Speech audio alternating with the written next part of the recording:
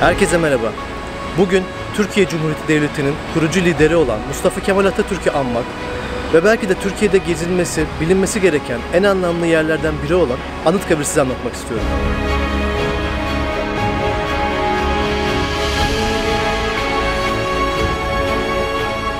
Amacım Anıtkabir'e daha önce gidemeyenler veya gidip de detaylı olarak gezemeyenler için ufak da olsa bazı bilgiler vermek ve bugünün anısına Atatürk'ü anmak.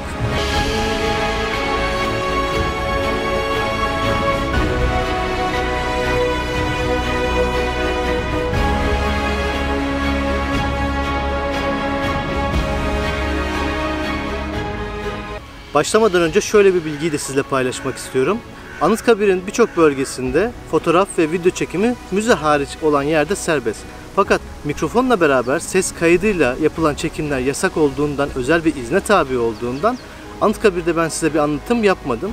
Anlatımlarımı burada yapıp orada çektiğim görüntülerle size Anıtkabir bilgisini vermek istiyorum. O zaman yavaş yavaş atamızın huzuruna doğru çıkalım. Mustafa Kemal Atatürk 10 Kasım 1938 tarihinde vefat ettikten sonra Türk halkı derin bir üzüntü içerisine girer ve atalarına layık olan bir anıt mezarın yapımı kararlaştırılır. Anıt mezarın projelendirmesi ve yapımı belli bir zaman alacağından Atatürk geçici kabri olan Etnografi Müzesi'ne defnedilir. Ve artık Anıtkabir'in yapım çalışmalarına başlanır. Öncelikle yer seçimi için Ankara'da yer önerileri alınır. Ve en son olarak da şu an Anıtkabir'in olduğu Anıttepe, eski adıyla Rasattepe'ye karar verilir.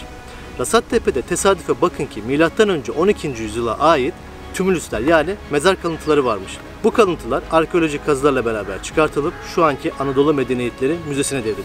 Artık yer tespit edilmiştir ve sıra proje aşamasına geçer. Anıtkabir için 1943 yılında dünya çapında uluslararası bir mimari proje yarışması açılır. Bunun için dünyanın çeşitli yerlerinden 47 tane proje yarışmaya katılır. Yarışmanın sonunda ikisi yabancı mimarın yaptığı 3 proje birinciye layık görülür. Ve tekrar bir değerlendirmeden sonra Profesör Emin Onat ve Doçent Orhan Arda'nın projesi uygulamaya layık olur. Ve artık Anıtkabir'in projesi hazırdır. 1944 yılında temel çalışmalarına başlanır ve 9 yıl süren bir inşaattan sonra 1953 yılında Anıtkabir tamamlanır. Atatürk artık Etnografi Müzesi'ndeki geçici kabrimler alınıp Anıtkabir'deki bugün bizim bildiğimiz mozolenin altındaki mezar odasında toprağın içine İslami usullere uygun olarak o günkü ilahiyatçıların ve din adamlarının da nezaretinde defnedilir. Bunun özellikle altını çiziyorum. Etrafta belki cahilce, belki kötü niyetli olarak bu konuyla ilgili birçok bilgi duymuşsunuzdur. Hiçbirine itibar etmeyin. Artık Anıtkabir'e geçelim.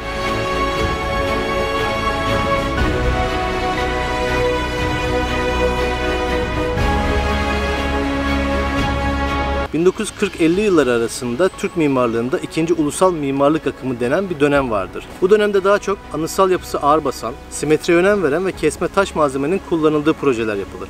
Anıtkabir'de bir açıdan böyle değerlendirilebilir. Anıtkabir'de ayrıca Selçuklu ve Osmanlı mimarisine ait öğeler ve süslemeler sıklıkla kullanılmıştır. Selçuklu dönemine ait kilim desenleri, süsleme motifleri, kabartma şekilleri Anıtkabir'in birçok bölgesinde göreceğimiz özellikler.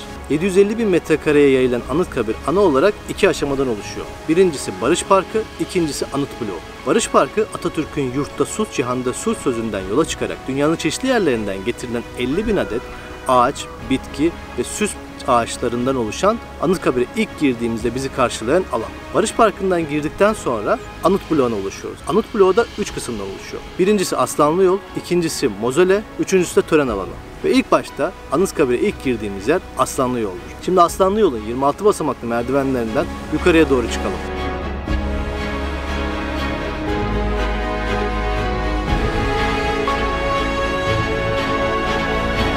Karşımızda sol ve sağda olmak üzere 2 adet kule bizi karşılar. Bu kulelerden Anıtkabir'in diğer taraflarında da toplam 10 tane karşılaşacağız. Sol tarafımızdaki İstiklal Kulesi, sağ tarafımızdaki de Hürriyet Kulesi'dir.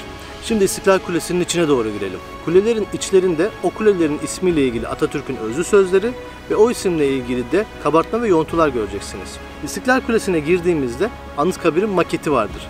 Anıtkabir'i gezmeye başlamadan önce genel olarak bir Anıtkabir'in şemasını görmek faydalı olacak. Ve tam tavana baktığınızda orta noktada Selçuklu kilim motifi fresk tekniğinde tavana işlenmiştir. Bu kulenin Duvarındaki yontuya baktığımızda ayakta duran ve iki eliyle kılıç tutan bir gencin yanında bir kaya üzerine konmuş kartal figürü görünmektedir. Kartal mitolojide ve Selçuklu sanatında gücün, istiklal ve bağımsızlığın sembolü olarak tasvir edilmiştir. Kılıç tutan genç ise istiklali savunan Türk milletini temsil etmektedir.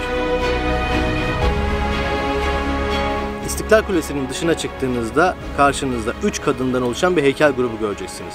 Ulusal giysiler giymiş 3 kadından oluşan bu heykelde kadınlardan kenarlardaki ikisi yere kadar uzanan kalın bir çelenk tutmaktadır. Başak demetlerinin meydana getirdiği çelenk bereketli yurdumuzu temsil eder.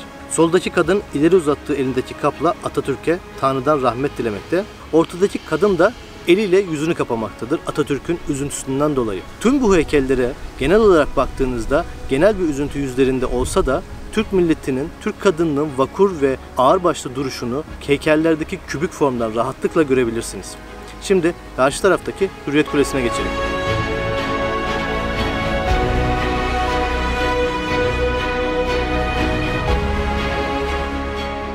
Hürriyet Kulesi'nin içindeki kabartmada elinde kağıt tutan melek figürüyle meleğin yanında şaha kalkmış bir at tasvir edilmiştir. Melek figürü bağımsızlığın kutsallığını, elindeki kağıt da Hürriyet Beyannamesini sembolize eder. Hürriyet Kulesi'nde ayrıca Anıtkabir'in yapılış aşaması ile ilgili fotoğraflar ve yazılar panolarda görülmektedir. Hürriyet Kulesi'nin dışına çıkalım. Ön tarafta 3 tane erkekten oluşan yine bir heykel grubu ile karşılaşıyoruz. Ve bu heykel grubu da çok güzel. Buna da bir bakalım. Sağdaki erkek başında miğferi ve kalın kaputu ile Türk askerini temsil ederken onun yanında elinde kitabı ile Türk gençliğini ve aydın insanı, biraz arkasında da yerel kıyafetiyle Türk köylüsü temsil edilmiştir. Her 3 heykelin yüzünde derin acı ile Türk milletinin kendine özgü ağırbaşlılığı, yüksek irade gücü dile getirilmiştir. Aslanlı Yol'un ilk başında Hürriyet ve İstiklal Kulelerinin önündeki bu iki heykel grubu bize zaten Atatürk'ün ölümünden kaynaklanan Türk halkının üzüntüsünü çok gerçekçi bir şekilde veriyor. Bizim eskiden görüntülerde gördüğümüz Türk halkının günlerce ağladığı o görüntüler bu heykellerde ama bir taraftan da Türk halkının ağırbaşlılığıyla beraber çok güzel bir şekilde verilmiş. Şimdi yavaş yavaş atamızın huzuruna doğru Aslanlı Yol'dan devam edelim.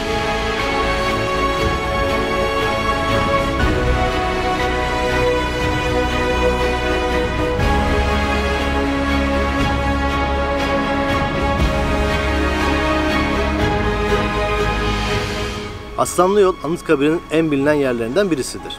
262 metre uzunluğundaki bu yolun sağ ve solunda olmak üzere toplam 24 aslan heykeli göreceksiniz.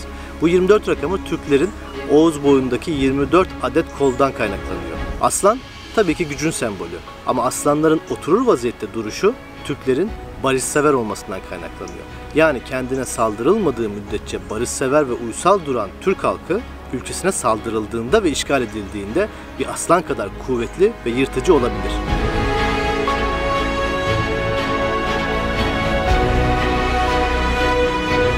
Aslanlı Yolda yürürken sizden bir ricam var.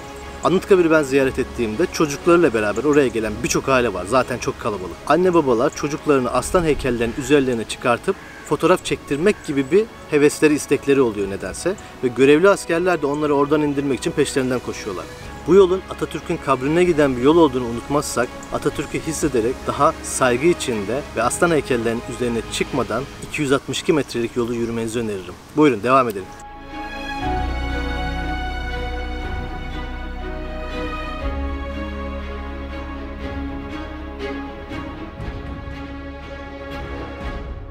Ve artık tören alanındayız.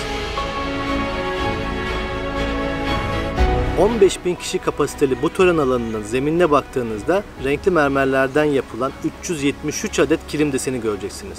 Tören alanının tam orta noktasında sağ tarafta uzun bir bayrak direği ve üzerinde dalgalanan Türk bayrağı görüyorsunuz. Bayrak direğinin kaidesinde yer alan kabartmada da meşale Türk medeniyetini, kılıç taarruz gücünü, miğfer savunma gücünü, meşe dalı zaferi, zeytin dalı da barışı simgelemektedir. Bu bayrak direği 2013 yılında aslına uygun olarak metal yorgunluğundan dolayı sökülmüş ve merdivenlerin alt kısmında yerde yatay vaziyette duruyor. Bugün aynı özellikle de yeni bir bayrak direği ile beraber Türk bayrağımız dalgalanıyor. Artık mozoleye doğru yürüyelim.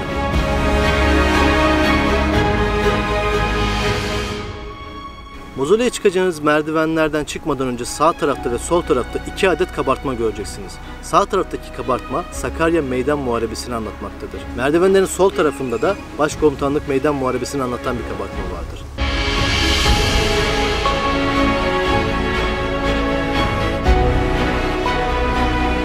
Ve geldik Anıtkabir'in en önemli noktasına. Mozoleye doğru çıkıyoruz artık.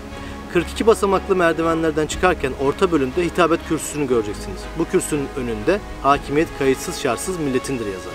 Mozole cephesinde solda Atatürk'ün Türk gençliğine hitabı, sağda ise Cumhuriyet'in kuruluşunun 10. yıl dönümünde söylediği nutku yer almaktadır. Harfler taş kabartma üzerine altın yaldızlarla yazılmıştır.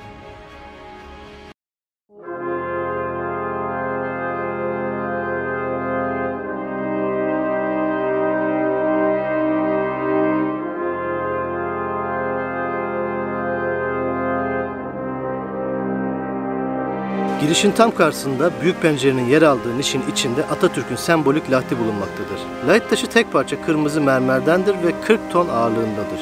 Atatürk'ün aziz naaşı Mozole'nin tam altındaki mezar odasında toprağın içine gömülü olarak bulunmaktadır. Mezar odasının ortasında kıble yönünde kırmızı mermer sanduka yer alır. Mermer sandukanın çevresinde bütün illerden ve Kuzey Kıbrıs Türk Cumhuriyeti'nden gönderilen toprakların konulduğu pirinç vazolar bulunmaktadır.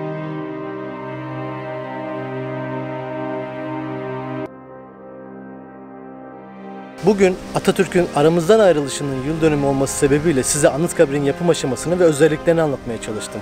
Umarım faydalı olmuştur. Tabii ki Anıtkabir'i yerinde ziyaret etmeniz daha değerli ve daha etkileyici olacaktır ama ben de önden size bazı bilgiler vermek istedim.